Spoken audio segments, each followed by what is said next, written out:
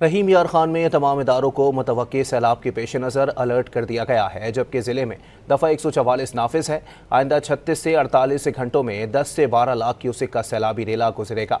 मजीद जानते हैं dot news के नुमाइंदे जावेद अब्बास चौधरी से। जी जावेद, मजीद बताइएगा।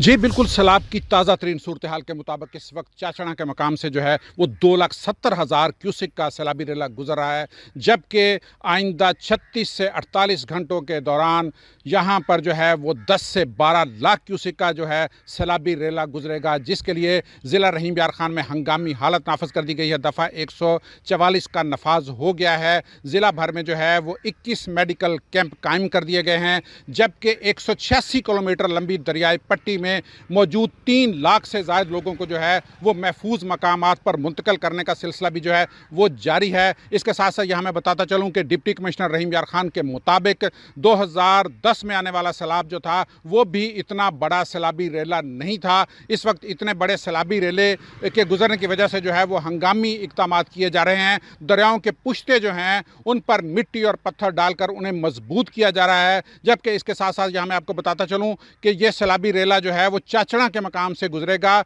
और यहाँ पर जो है वो कुर्बो जवार में सैकड़ों की तादाद में जो है वो बस्तियां हैं, जबकि हज़ारों एकड़ पर जो है वो फसलें काश्त हैं। लोगों को तो यहाँ से महफूज मकामात पर मुंतकिल करने का काम जारी है, जबकि हज़ारों एकड़ पर जो फसलें हैं उनका अब जो है वो नुकसान होने का खदशा है। जी बहुत शुक्रिया जावेद।